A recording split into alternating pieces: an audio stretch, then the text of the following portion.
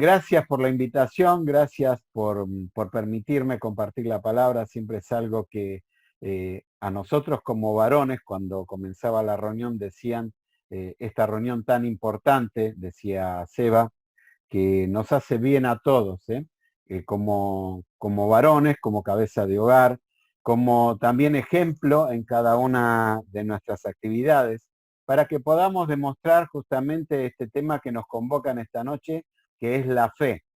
Así que vamos a abrir nuestras Biblias en Primera de Timoteo, capítulo 6, verso 11, y vamos a leer justamente ese solo versículo. Si bien nos vamos a apoyar en ese versículo, después vamos a ir apoyando o afirmando, mejor dicho, el mensaje del Señor a través de las distintas pasajes que el Señor me ha mostrado para poder compartir con ustedes, que espero que sea de bendición. La fe.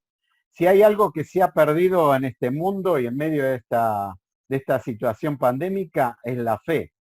Pero vamos a ver tres aspectos. Primero la definición, después los peligros que pueden acarrear el hecho de no seguir la fe bíblica, y en tercer lugar nuestro deber como hombres, como en realidad no es solamente restrictivo a los hombres, sino a todo aquel que se denomina creyente. Pero vamos a verlo no de acuerdo a lo que uno dice o lo que uno pretende ser, sino de acuerdo a lo que nos dice la palabra de Dios, que es la que nos examina, es la que nos dice, como muchas veces los muchachos más jóvenes nos canta la fresca, ¿no? Nos dice la realidad en la que estamos parados. Pablo viene hablando de una serie de cuestiones que tienen que ver con las conductas, tiene que ver con la manera de tratar al otro, con la manera de los requisitos de que tiene que tener una persona para llevar adelante la obra del Señor. Viene hablando también de todas aquellas cosas que nos caracterizan frente a una sociedad que justamente, si hay algo, como decía, pierde la fe. Lo primero que quiero que vean conmigo, vamos a leer este texto, es estos dos verbos que resalta el apóstol Pablo. Repito, primera de Timoteo 6:11, dice: mas tú, hombre de Dios, hombre de Dios. Quiero frenarme primero en esto. Supongo y ansío y deseo que todos los que estamos integrados en esta reunión y aquellos que por diferentes motivos no se han podido conectar, pero que asisten regularmente al templo, desean en lo más íntimo ser hombres de Dios. ¿Quién alguna vez se ha cuestionado este deseo que también tenía el apóstol Pablo para con Timoteo, de que no sea propio de cada uno de nosotros, más tú, hombre, que partir de esa base en la cual el apóstol Pablo nos llama a la reflexión de decir, no sos cualquier persona, no sos creyente, sino sos un hombre de Dios, con toda la responsabilidad que ello implica. Ser un hombre de Dios significa representar a Dios, significa actuar, significa decidir, significa hablar, significa ser de otra manera, con nuestras limitaciones, ¿no? Obviamente, pero ser como Dios quiere que seamos cada uno de nosotros. Y le dice estos dos verbos: huye de estas cosas, de todo lo que había venido diciendo en cuanto al dinero, de todas las cuestiones que venía. Si ustedes miran abstractamente el mensaje de 1 Corintios, habla específicamente de todo lo que nos relaciona con el mundo actual, con la sociedad. Al hablar del mundo no estoy hablando de otros países que, si bien nos relaciona, y es cierto, estoy hablando con nuestro entorno primario. ¿Cuál es mi entorno primario? Con mi prójimo, mi esposa, mis hijos, mi familia, mis vecinos, con aquellos compañeros de trabajo, en el cual yo debo de caracterizarme por ser un hombre de Dios. Y habla justamente de cómo debe ser el comportamiento de un hombre de Dios, de cómo deben ser las características de un hombre dentro del templo de Dios. Y tiene que ver que también con aquellas cosas que nos atraen, en este caso, en lo que antecede, tiene que ver con el amor al dinero, con el amor a las cosas, con el amor a todo aquello que desplaza a un hombre de Dios, justamente, de la misma presencia de Dios y de la misma enseñanza de Dios. Todo lo que nos roba esta sociedad para que vos no llegues a ser, yo no llegue a ser un hombre de Dios. Y dice el primer verbo, huye de estas cosas. Y sigue el segundo verbo, la justicia, la piedad, y en esta noche nos atrae este tema que es la fe. Miren, Pablo utiliza la palabra fe en Primera de Timoteo 19 veces. Y la utiliza en esas 19 veces bajo 3 características diferentes que quiero hacerles ver en esta noche por la palabra del Señor en distintos aspectos. 6 veces utiliza la palabra pistei, ya vamos a ver qué significa referido a la palabra fe. 7 veces a la palabra pisteos y 6 veces a la palabra pistis o pistin. Yo anoté las citas, pistei en el 1.2, en el 1.4, en el 2.7, en el 2.15, en el 3.13 y en el 4.12. Pisteos, que es la palabra que más se utiliza para representar a la fe en 7 veces, en el 1.5, en el 1.14, en el 3.9, en el 4.1, en el 4.6, en el 6.10 y en el 6.12. Y 6 veces la palabra pistim en el 1.19, 5.8, 5.12, 6.11 y 6.21. Ahora, el primer punto que quiero compartir con ustedes es ver una tergiversación de la definición de lo que es y significa la fe. La definición histórica, fe, si ustedes buscan en el diccionario, es la firme creencia en algo de lo que no se tiene prueba. Yo tengo que creer en algo que no veo y que no tengo las pruebas de que existe. Una gran duda cuando uno habla con las personas es justamente, yo no lo veo a Dios. Y ahí utilizamos el argumento, el instrumento de que la corriente tampoco la vemos, obviamente para contrarrestar ese pensamiento. Pero la gran característica de la sociedad, ¿por qué no se acerca a Dios? Es porque piensa que la fe debe estar depositada en algo que no tiene pruebas que realmente existe. Esta es la definición histórica, esta es la definición que está en el diccionario. Agarren un diccionario o busquen en Google y van a encontrar esta definición. Ahora la pregunta es cómo pudo entrar esta definición histórica en las asambleas. Si uno va a la Edad Media, donde daban más preponderancia a los escritos de los padres, sobre todo la Iglesia Católica, antes de que surja el proceso reformador a través de Martín Lutero, encuentra que tanto los obispos como tanto los papas impulsaban a la sociedad a creer lo que ellos decían, independientemente si entre comillas, ¿no? Obviamente, si ellos pensaban que era cierto o no. Es creer en la palabra del otro porque simplemente creía. Un ejemplo que ha perdurado a través de los años en esta definición histórica es que justamente en la misa, a lo largo de tantos siglos y de tantas generaciones, se ha creído que el pan, en el momento que uno participa, se transforma en el cuerpo de Cristo y la copa que uno bebe se transforma en la sangre de Dios. ¿Por qué lo tenían que creer? Porque siempre lo decían los padres o los escritos de aquellos obispos y religiosos, entre comillas, entendidos de la palabra de Dios. Pero la definición histórica, podemos montar un montón de ejemplos, pero no quiero irme en ejemplos, ¿no? Pero la definición histórica nada tiene que ver con la definición bíblica. Gracias a Dios que a través de la imprenta, gracias a Dios que a través de su gran misericordia, hoy tenemos en nuestras manos este libro tan poderoso que es la palabra de Dios. Y difiere totalmente de creer en algo que no se tiene prueba. Uno basta con ir a Hebreos capítulo 11, verso 1. Ustedes recordarán que dice, es pues la fe, la certeza de lo que se espera y la convicción de lo que no se ve. Yo aún no lo veo, pero sé que va a responder Dios y tengo la certeza de que lo voy a ver, que lo voy a palpar. Un ejemplo, y podemos poner muchos ejemplos del Señor Jesucristo, se caracterizaba en los milagros para hacer ver aquellas cosas que él decía, yo tengo el poder para dar vida, yo tengo el poder para tomarla y yo tengo el poder para volverla a dar. Y así levantó paralíticos y lo pudieron palpar y ver. Así pudo levantar a aquellos que estaban postrados durante años. pudo dar vista a los ciegos, pudo dar de comer a multitud de gente. La fe bíblica se basa en hechos verdaderos que podemos palpar y que podemos ver. Salmo 103 dice David, bendice alma mía Jehová y no olvides ninguno de sus beneficios. Las cosas que nosotros vemos a diario, de Dios actuando en nosotros, que nada tiene que ver con la definición de fe histórica.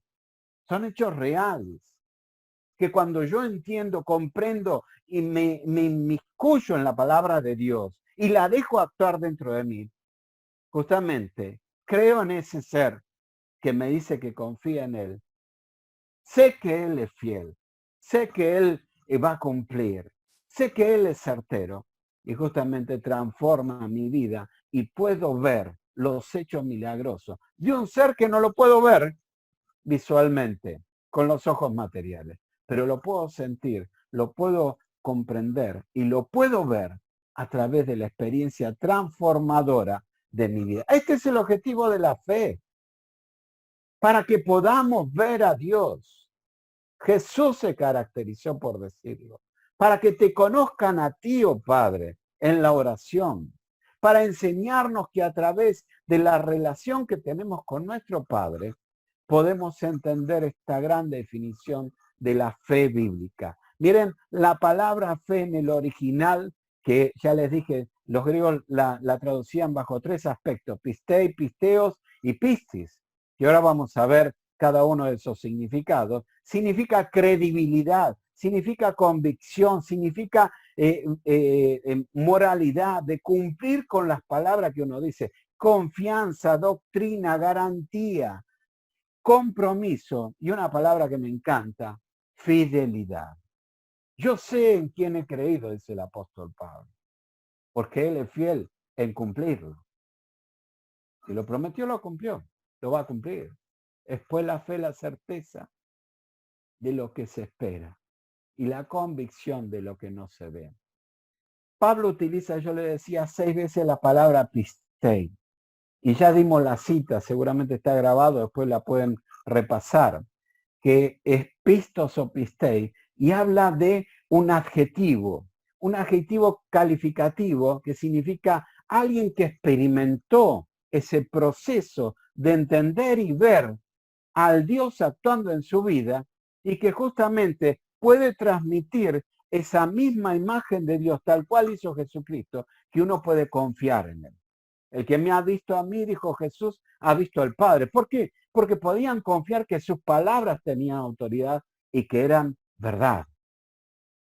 Y Dios, como hombres de Dios, nos pide a nosotros que de la misma manera que actuó nuestro Señor Jesucristo, confiemos plenamente y que una característica calificativa, un adjetivo calificativo a través de pistei, pueda sobresalir en nuestra vida. Que alguien pueda confiar, esta persona, este es su nombre de Dios, en el cual dice y cumple, no dice y hace otra cosa diferente. Es un grado de compromiso, es un grado de fidelidad.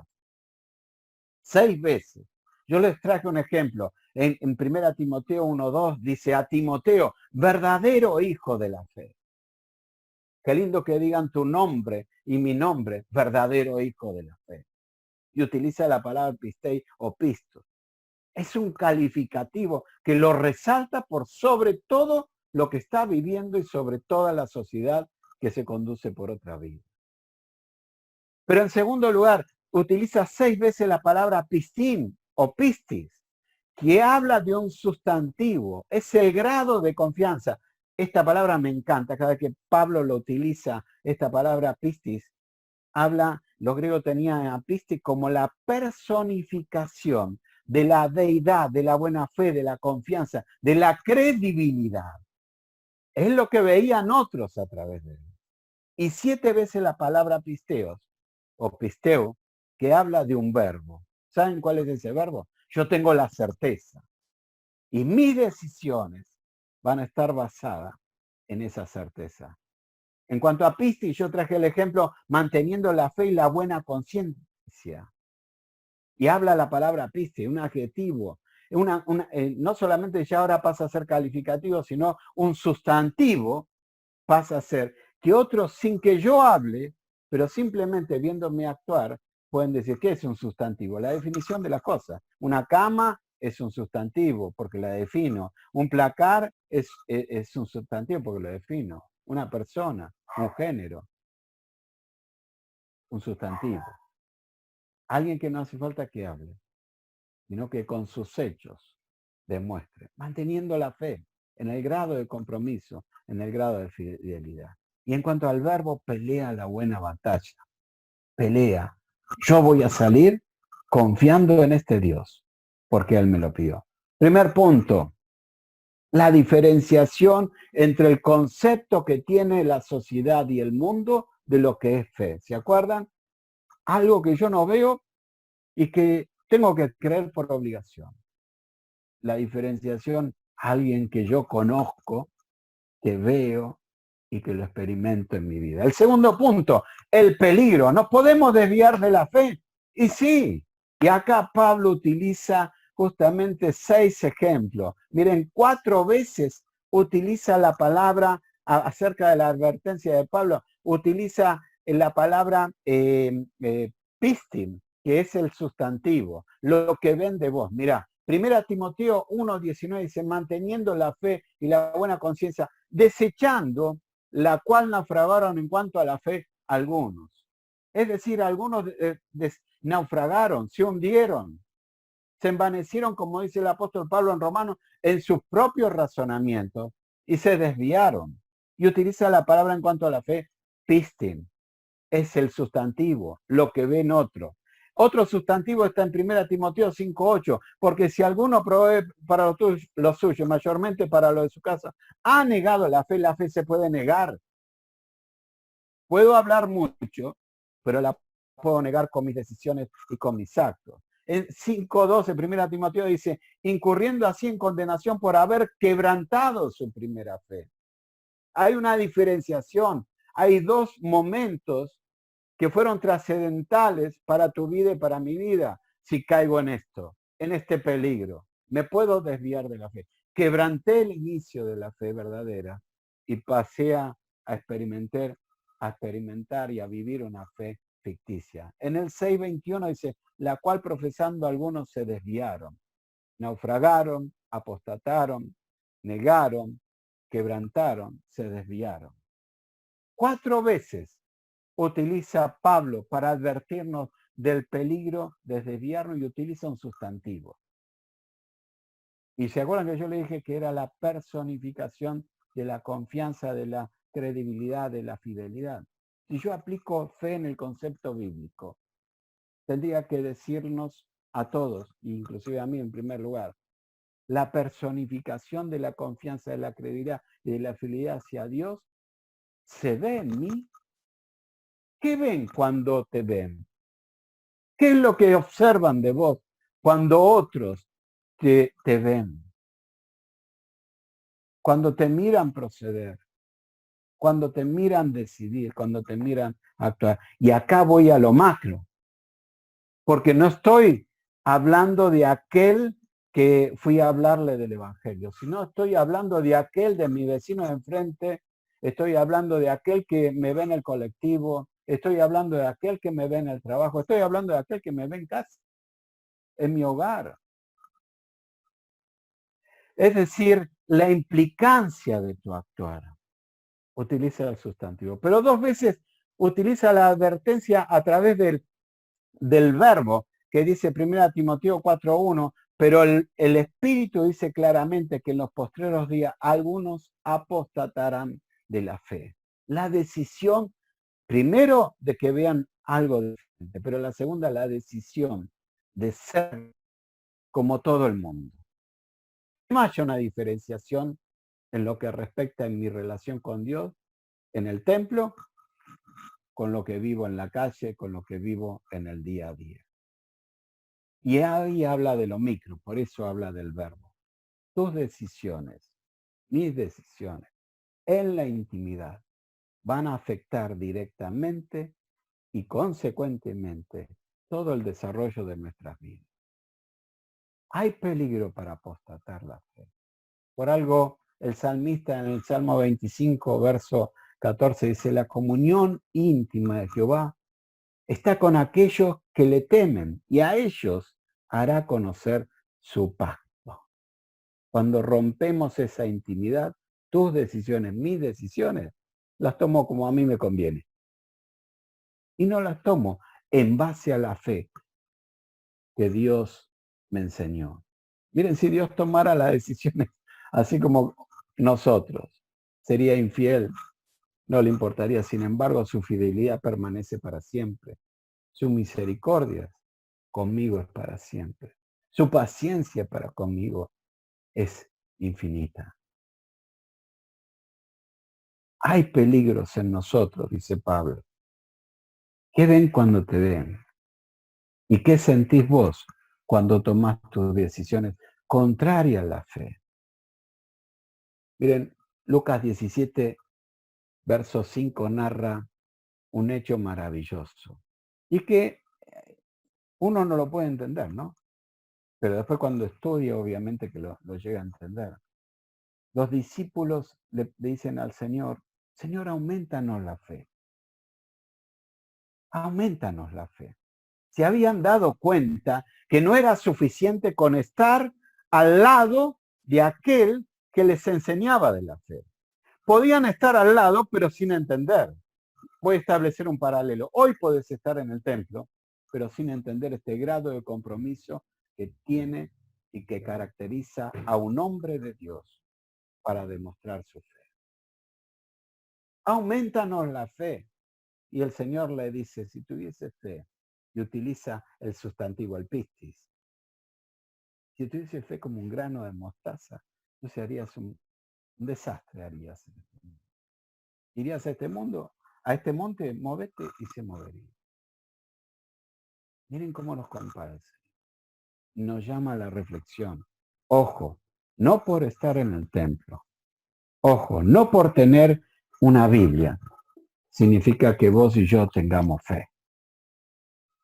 Hablamos de la definición, hablamos del peligro, pero ahora vamos a hablar de nuestro deber. ¿Cómo podemos hacer, en tercer punto, para no desviarnos de la fe? Primera Timoteo 1:2, Pablo le dice a Timoteo, verdadero hijo en la fe. ¿Se acuerdan el adjetivo? Alguien que había podido confiar. Pablo después en el 2:7 se declara a sí mismo que es un maestro de la fe y nos enseña a través de todos los 6 capítulos de Primera Timoteo que también es nuestro deber. Por eso dice, pelea la buena batalla. La batalla de la fe. Él nos enseña que tenemos que ser maestro de la fe. Maestro no está hablando con ese maestro que se enseña al pizarrón, sino con ejemplos de vida, de convicción, de fidelidad, de transparencia, de moralidad. ¿Hacia quién? ¿Hacia los demás? No, hacia Dios. Hacia Dios. Por tanto, dice Pablo, la fe debe ser en el 1:4 para edificación de mi relación con Dios. En el 1:5 dice que debe ser una fe no fingida. En el 1:14 debe ser una fe abundante. Debe ser una fe en el 2:15 permanente. En el 3:9 debe ser un ministerio en mí, un desarrollo, una progresividad, un aumento, no un estancamiento. Y en el 4:12 resume diciendo, debe ser un ejemplo. Ninguno tenga en poco tu juventud y la mía, sino sé ejemplo. Y la fe forma una de esas características del fruto, no los frutos, del fruto del Espíritu. Ahora, ¿cómo lograrlo?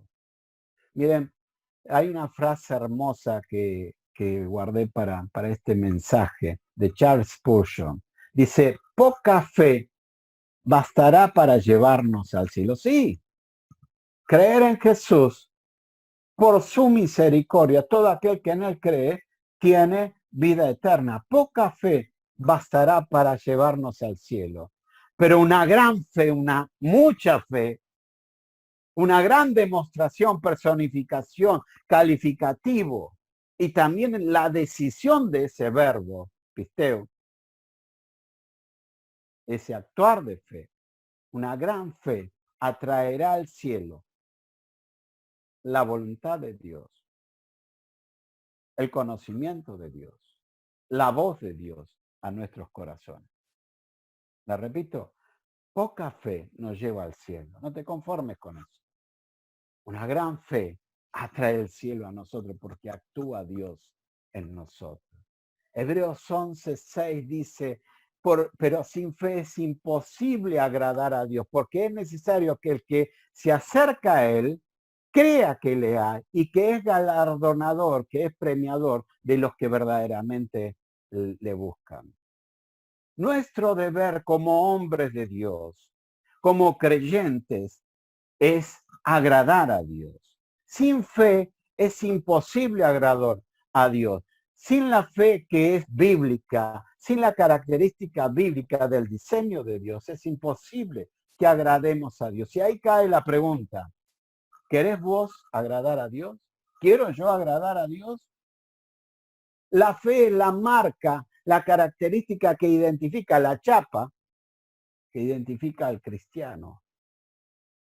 Entonces cada vez que claudico, que fracaso, que naufrago, que quebranto la fe de Dios,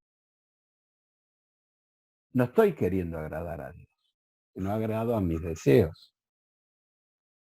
Y miren, si hay algo que nosotros tenemos que resaltar, que esta sociedad se está conduciendo como se conduce justamente por tener fe en sí mismo y no en la fe que nos enseña la palabra de Dios.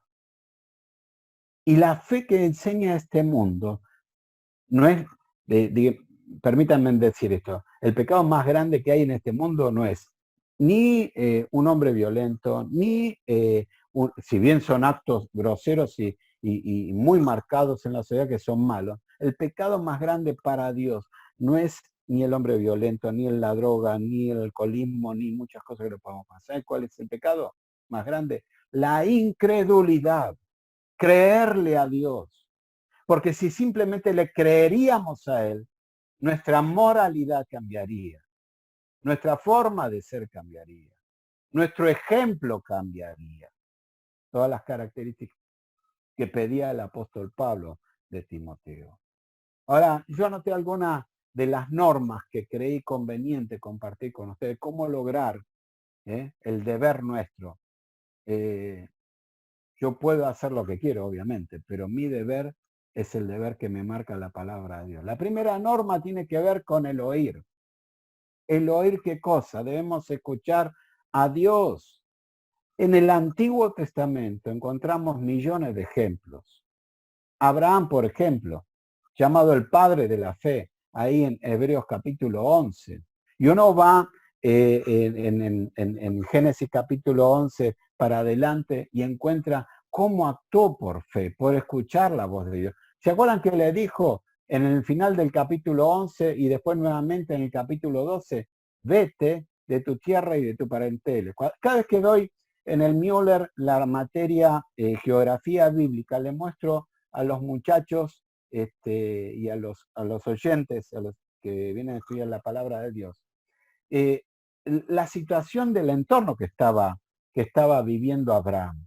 Era una cultura, podríamos decir, la más avanzada en su momento, sabían coser ladrillos, era el centro de la cuna de la educación, de la ciencia, de la astrología, porque era la cultura sumeria en ese momento. Y ahí viene nuestro calendario, ahí viene la astrología, ahí viene un montón de cosas. Era el sumum de los sumos. Es como estar hoy en día en Alemania o en Estados Unidos viviendo. Y Dios lo llama, a Abraham le dice, vete de tu tierra y de tu parentela. Tenía que dejar todo eso y irse a un lugar donde no sabía dónde iba, desconocía, pero tenía que oír la voz de Dios. Y la primera norma es aprender a oír la voz de Dios. La pregunta es, en todos estos años de creyente, yo no sé cuántos años tenés de creyente, ¿le creíste a Dios? ¿Aprendiste a identificar cuando Dios te habla?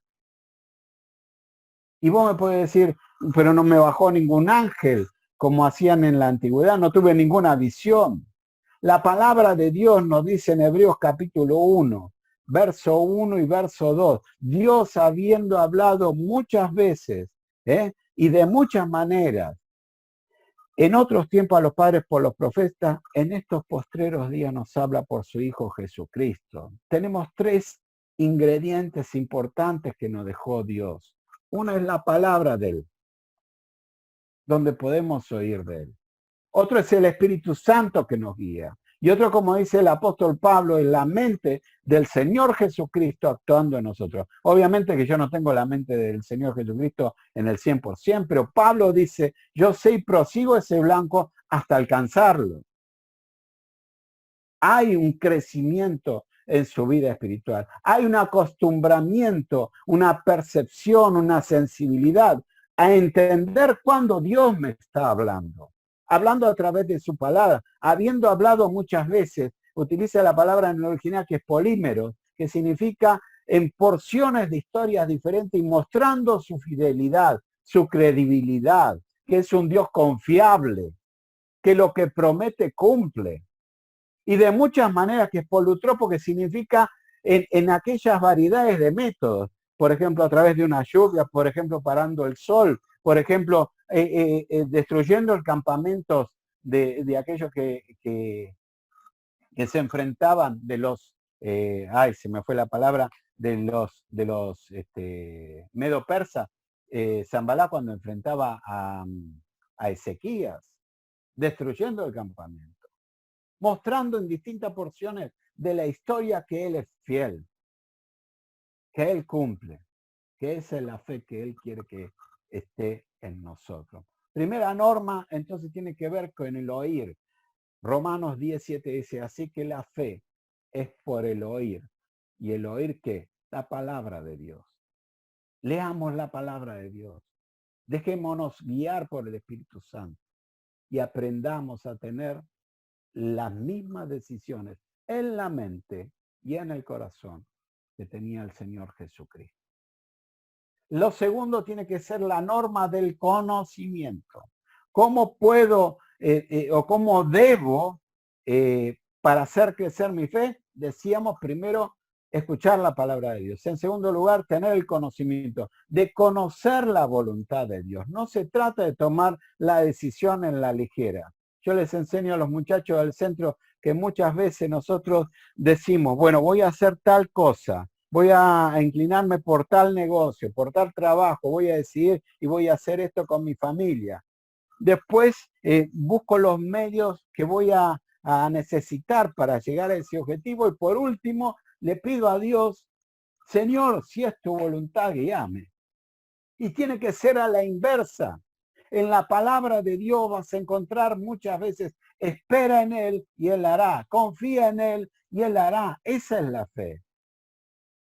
Es una norma de conocimiento como Él actúa. Yo no le puedo, como muchas asambleas, y el Señor lo juzgará, le piden al Espíritu Santo, desciende ahora. ¿Quién soy yo? ¿Quién soy yo para obrar un milagro imponiéndole a Dios? Yo tengo que conocer a Dios. ¿Cuál es su voluntad?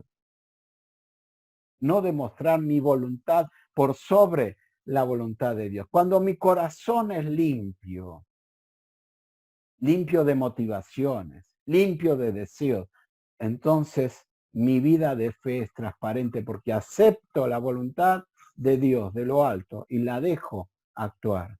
Sumiso.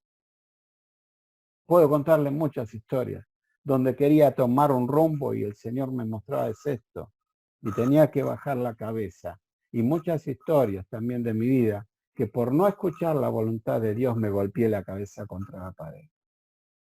Yo no quiero que suceda esto en tu vida. Y no quise que suceda más en mi vida. ¿Y cómo se logra esto? Aumentando mi fe a través del conocimiento de Jesús. Del conocimiento de Dios. Que te conozcan a ti, oh Padre. Y a través de ti que me conozcan a mí, tu Hijo, el Salvador. Primera de Juan 5:14 dice, y esta es la confianza que tenemos en Él, que si pedimos alguna cosa conforme a su voluntad, Él nos oye. Él nos oye. Conforme a su voluntad. Nunca te olvides. Primero, buscarlo a Dios, conocerlo a Dios. ¿Cuáles son los caminos de Él? Dice Romanos 8:14, aquellos que son guiados por el Espíritu son llamados hijos de Dios. Déjate guiar por el Espíritu.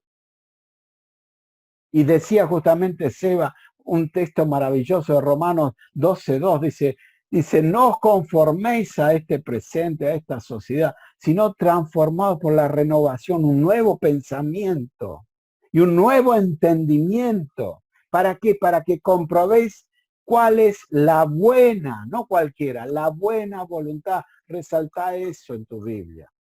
La buena voluntad de Dios es agradable y perfecta. Un principio de escuchar a Dios, un principio de conocimiento de Dios. Pero el tercer principio es importante, de obediencia a Dios. Nuestra responsabilidad no es el entender totalmente, sino de obedecer rápidamente. Yo puedo entender toda la Biblia de memoria y saberla, pero ser tardo para justamente obedecer la palabra de Dios. Primera de Pedro 1:14 dice, como hijos obedientes, no os conforméis a los deseos que antes teníais, a lo que te caracterizaba, a ese pisteo, o pisteis, que significaba el adjetivo, que te calificaban todo. Este hombre actúa porque es de carácter así. No vieron ningún cambio. No vieron ningún cambio en mí. Sino como aquel que os llamó es santo, sed también vosotros santos, dice Pedro, en toda, no en una parte, en toda vuestra manera de vivir. Y aprendamos de Jesús, Filipenses capítulo 2, que en obediencia se sujetó siendo el mismo Hijo de Dios y descendió siendo el Hijo de Dios, descendió a ser hombre y después de ser hombre se hizo siervo y después de ser siervo se humilló hasta la muerte y muerte de cruz para que Dios después lo exalte. La fórmula es al revés. En la obediencia viene la exaltación de Dios. En la sociedad, a medida que vas avanzando y te van reconociendo y vas ascendiendo, y puede ser en desobediencia, entonces viene la exaltación. Pero ¿sabes cómo caes?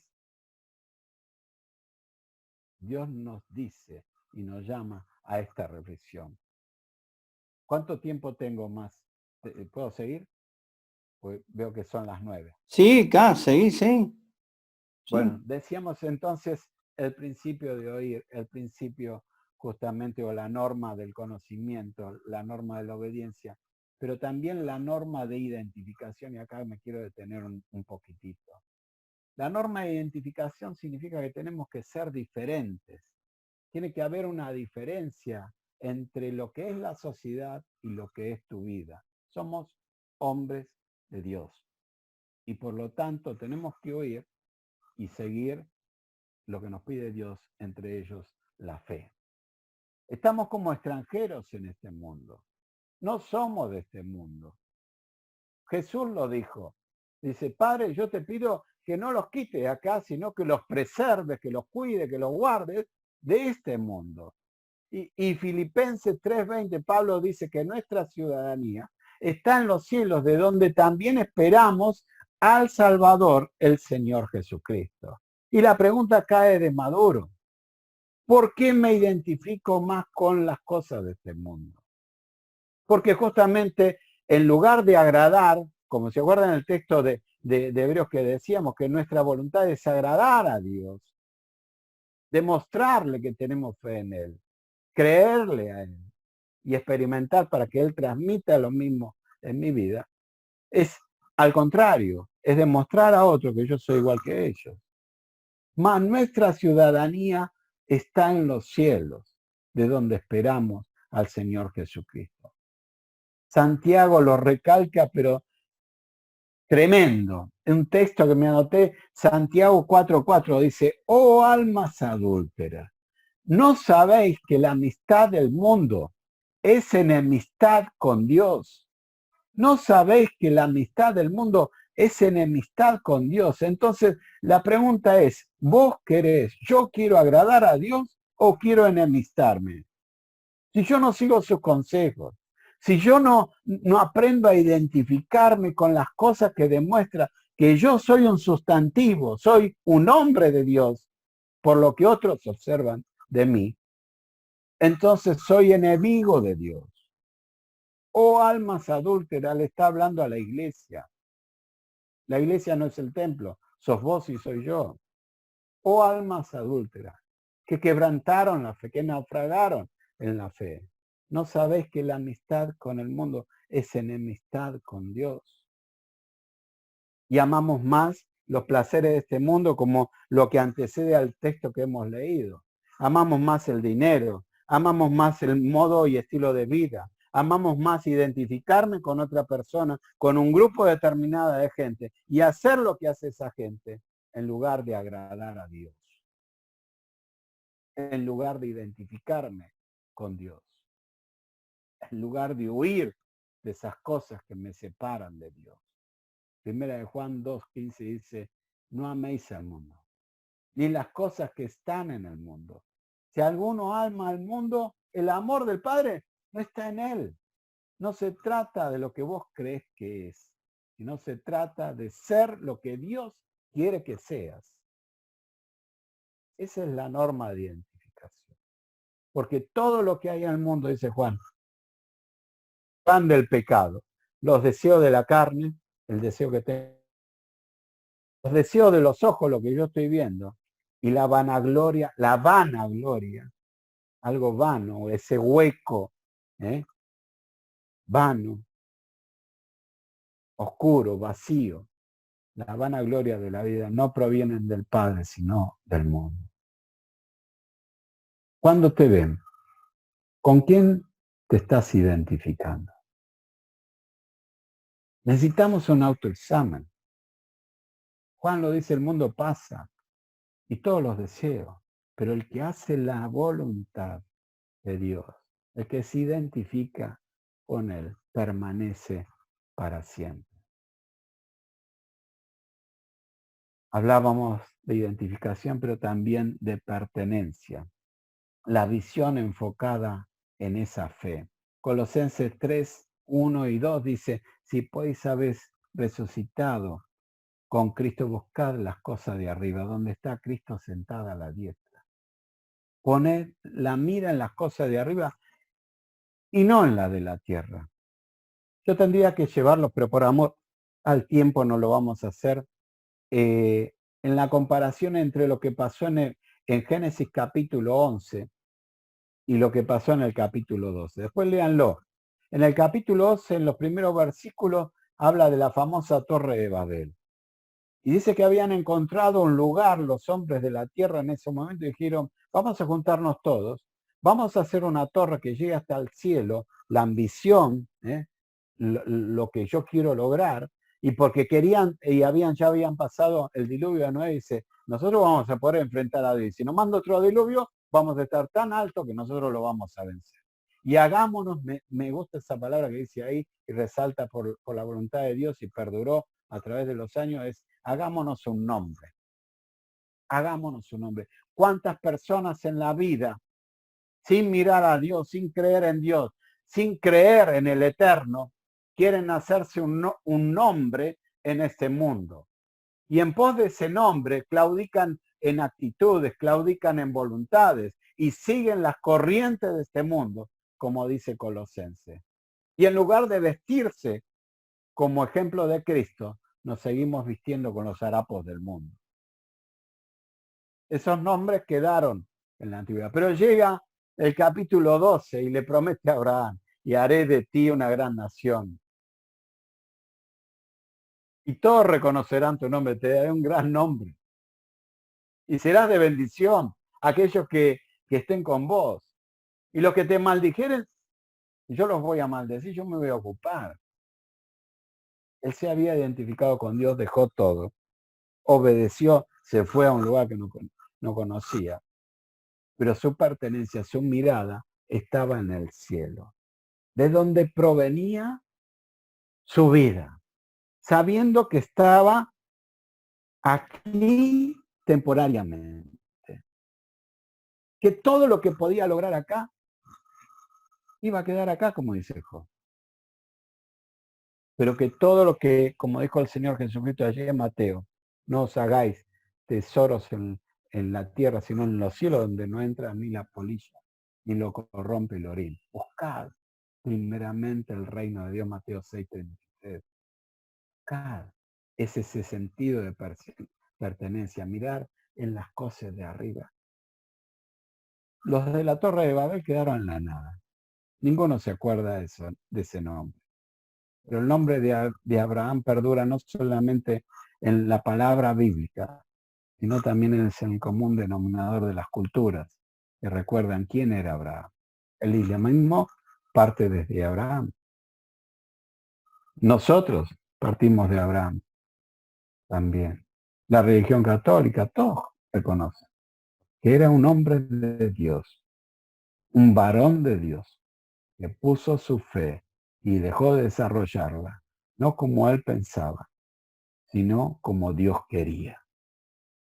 La fe hace que veas lo invisible.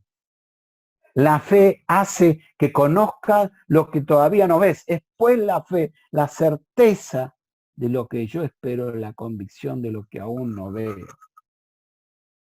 Porque mi confianza, porque mi fe se está desarrollando plenamente en ese dador de la fe, que es el mismo Dios.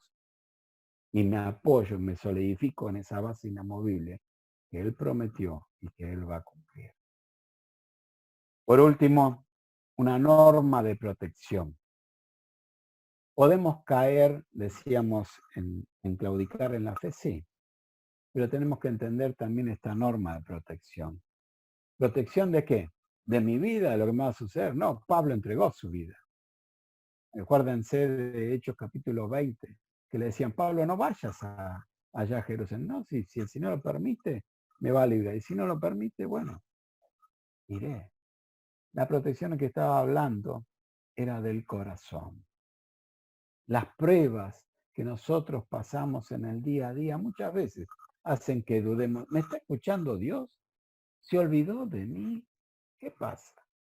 Medimos a Dios en las cosas materiales. Pero qué lindo es estar sólido, confiado, tranquilo, victorioso, disfrutando de las promesas de Dios en medio de la dificultad. Albi, Osvaldo y algunos saben de mi vida y saben las veces que no siempre uno estuvo en las buenas, o más veces que uno está en las malas económicamente, pero qué lindo es sentirse bien espiritualmente en medio de lo malo de la vida. Santiago nos advierte, sabiendo que la prueba de vuestra fe que produce paciencia. Mas tenga la paciencia su obra completa para que seáis perfectos, que no te falte nada, y cabales sin que falte cosa alguna, completos. Las pruebas son necesarias, pero tengo que proteger mi corazón. ¿Se acuerdan lo que dice Proverbios capítulo 4? Dice, sobre toda cosa guardada, guarda, hijo mío, tu corazón. Porque acá se libran las grandes batallas, en el corazón, en lo que yo voy a decidir, en lo que voy a hacer de intimidad con respecto a mi Dios, en lo que voy a hablar, en cómo voy a proceder, si realmente voy a demostrar que soy un hombre de Dios o soy un hombre común, sabiendo que la prueba de vuestra fe. Dios no te promete una vida color de rosa porque sos creyente. Toma tu cruz, tomemos nuestra cruz como hijo y sígame. Porque mi ciudadanía, ¿se acuerdan lo que le dije, Filipenses 3:20? No está acá, allá. Y yo tengo que saber que soy un extranjero, que estoy de paso en este mundo y que voy a sufrir porque este mundo es contrario a la voluntad de Dios, porque creen en ellos mismos, porque su fe está depositada en el poder con minúscula que tiene cada uno individualmente. Pero nuestra fe está fundada y está demostrada en el poder del Creador del universo, que me amó y que amó de tal manera que creyendo en Él nos dio vida eterna. Juan 3:16, para que todo aquel que en Él crea, ¿cómo creo? Por la fe, tenga vida eterna. Yo disfruto de la vida eterna ahora acá. Mis ojos se cerrarán acá, pero los abriré inmediatamente allá. Y lo creo, y lo siento, y lo vivo. Si hay algo que en estos momentos, y sabe el Señor que es así, a uno le duele ver partir tanta gente, y siempre hago la misma pregunta, en medio de esta pandemia. ¿Habrán escuchado el mensaje? ¿Habrán aceptado a Cristo? Porque desprotegieron, si no aceptaron, su corazón. Y no miraron al Altísimo. Por eso Pablo le dice en el 6:12, después de este texto, pelea la buena batalla de la fe. No cualquier batalla, la buena batalla. Está hablando que hay dos facciones, una, las malas batallas, y otra, las buenas batallas. Pregunta, ¿qué batallas estamos peleando en la vida? ¿Qué batallas estás peleando vos en la vida? ¿La de la apariencia? ¿La de la identificación con una sociedad? Batallas que no te llevan a nada. Pero él te dice, la por sí sola, desarrollando en tu vida que Dios existe y que te ama. Por eso dice, echa mano a la vida eterna. Agárrate fuerte de Dios, porque Él es fiel, porque Él no te desampara, porque Él lo que prometió lo va a cumplir. Amén. Recuerden entonces, amados hermanos, decíamos que la definición de esta sociedad de fe es distinta de la bíblica. Que yo puedo caer en segundo lugar en esa fe y claudicar en la fe. De hecho, Pablo demuestra como Alejandro, como Himeneo y tantos otros que han claudicado.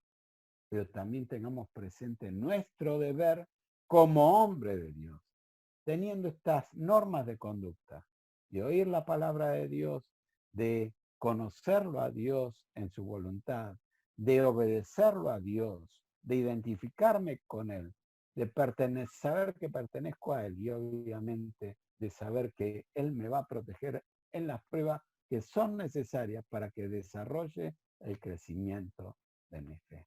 Amén.